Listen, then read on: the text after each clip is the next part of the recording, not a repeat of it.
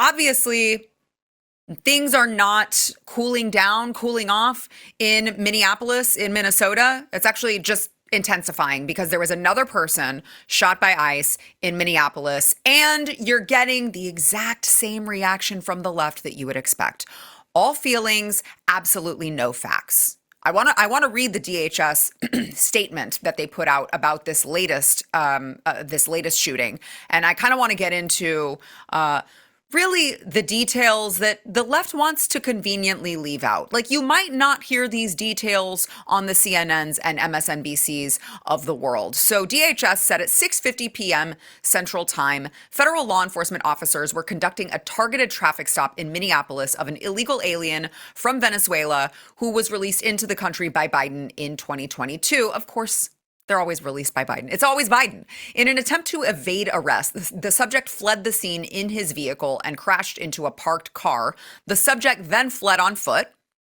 The law enforcement officer caught up to the subject on foot and attempted to apprehend him when the subject began to resist and violently assault the officer. While the subject and law enforcement were in a struggle on the ground, two subjects came out of a nearby apartment and also attacked the law enforcement officer with a snow shovel and broom handle. As the officer was being ambushed and attacked by two individuals, the original subject got loose and began striking the officer with the shovel or broomstick, fearing for his life and safety. As he was being ambushed by three individuals, the officer fired a defensive shot to defend his life. The initial subject was hit in the leg. And then they go on to say all three of these losers, these criminals, ran back into the apartment, barricaded themselves inside. But it's like, I'm sorry. He was being attacked by three people, only fired one shot. That's way more restraint than I would show. Way more restraint than I would show. At this point, you have so many people going after ICE. You have so many people who mean to cause them harm. To me, it would be justifiable self-defense. A reasonable person would think that their life was in danger if someone yells at them, because they're getting that much hate. And as DHS did just point out, they pointed this out several times in the last month or so. They've got a 1,300% increase in assaults against federal agents, federal law enforcement officers. But it's just a 1,300% increase. Hey, could be worse. Could be 1,400, I guess, right? So this happens. This is clear case of self-defense. As it turns out, you can't just, beat ICE officers over the head with a broom handle. You can't do that. They have a right to defend themselves. You can't gang up on an ICE officer and expect him to not defend himself. But even so, you have the violent protest breaking out because liberals have never met an illegal or a criminal that they didn't love. That's just the way it is now. So they've got all of these, you see these flashbangs and fires being set. They really, really love the fires, particularly in Minnesota. But I mean, you see the fire, don't worry. It was mostly peaceful other than all of the violence and the riots. And you had rioters that even went to as far as they broke open, they're breaking into a federal vehicle and they're opening up a weapons locker. I'm kidding you not. This just happened last night on the streets of Minneapolis. They are stealing firearms from federal law enforcement. This is every one of them needs to be identified. And of course, they've got the phones here. World Star Hip Hop. Please record your crime, idiots. So they're even taking all of the, this is every single one of these people needs to be found and imprisoned. You want to talk about needing to serve time. Who do you think deserves time in prison? The people who peacefully waved American flags through the Capitol, guided by police officers, or these people? If we can track down everyone in D.C. who was there on January 6th, we should be able to track down whoever the hell was breaking into a federal vehicle and stealing weapons. That needs to happen. And you know that it got bad because even the Minneapolis mayor, Jacob Frey, who is he's basically Somalian. I think he identifies as Somalian, even though he's this limp-wristed white guy. Even Mayor Frey, who, again, has never met an illegal or a criminal he didn't love, he was even saying that they needed to go home. And for anyone that is taking the bait tonight, stop. That is not helpful. Go home. Go home. Now, I mean, of course, he did have to throw in the anyone taking the bait. Like, yeah, ICE officers just doing their jobs is totally taking bait, bro. Sure, whatever. Okay, sure. But Jacob Frey, I just want you to see how evil these people actually are, how ghoulish these people actually are, and how they know exactly what they're doing. They know exactly what they're doing. This isn't on accident. This is all by design. And so I want to play Jacob Frey, who says he's not doing anything to put ICE agents in harm's way. Him? Who? He? No, never. That would never be Jacob Frey. So the question was, there has been the accusation that local officials have perhaps taken up the temperature in Minneapolis. First, I'll say, show me a single place where I have encouraged anything other than peace. Show me one single place. Show me a single place where I have ever fanned the flames, stoked the fire of this controversy. Okay, Jacob. All right, go ahead. Roll the tape.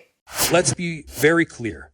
I've seen conduct from ICE that is disgusting and is intolerable. We don't use the word invasion lightly. What we are seeing is thousands, plural, thousands of federal agents coming into our city. They are not here to cause safety in this city. What they are doing is not to provide safety in America. Oopsies. What they are doing is causing chaos and distrust. Oh. And I have a message for ICE. Okay. To ICE, get the out of Minneapolis. Oh. We do not want you here. That's very peaceful.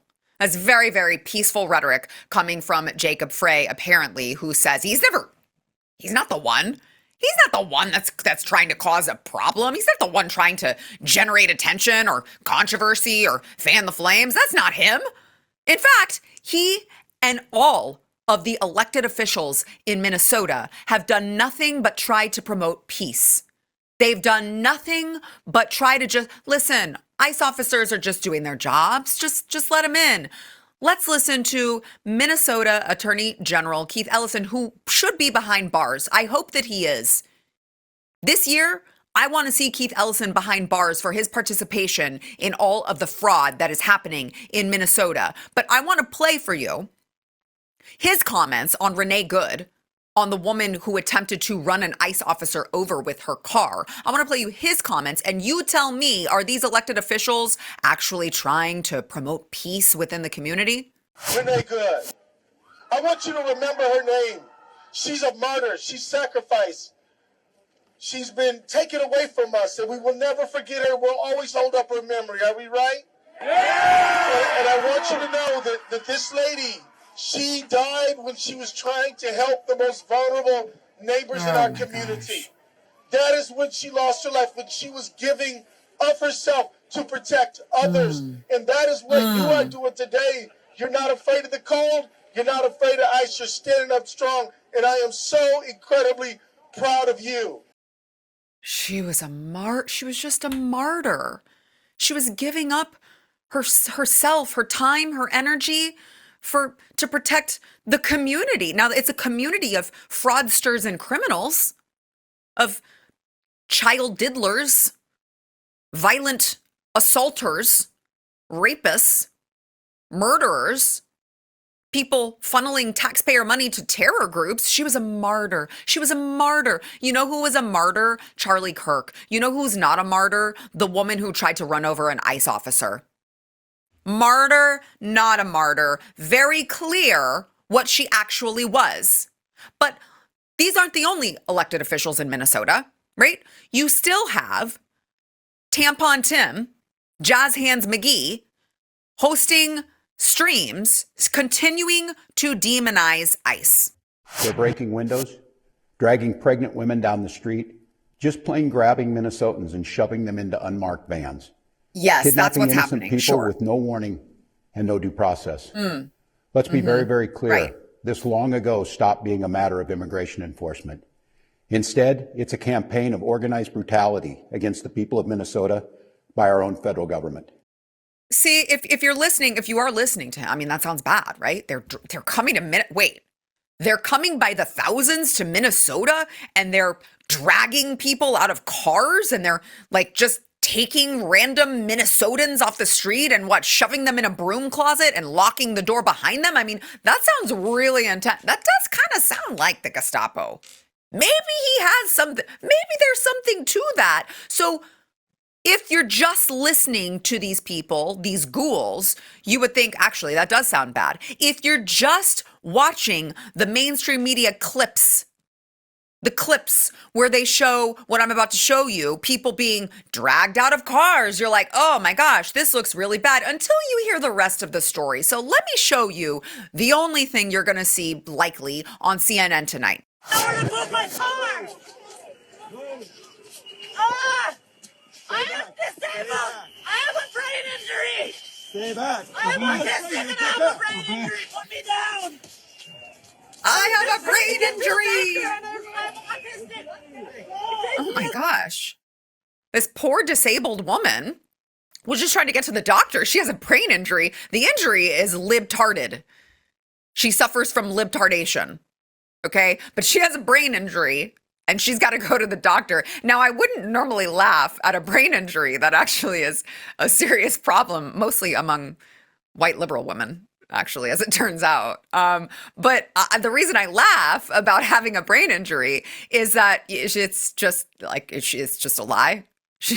You're going to be shocked to hear this. She just made it up for optics because she knew that people were recording her and she was trying to generate outrage against ICE. Let me show you from the Daily Mail. Shocking truth about Minneapolis woman dragged from car by ICE while screaming that she was on her way to a doctor's appointment.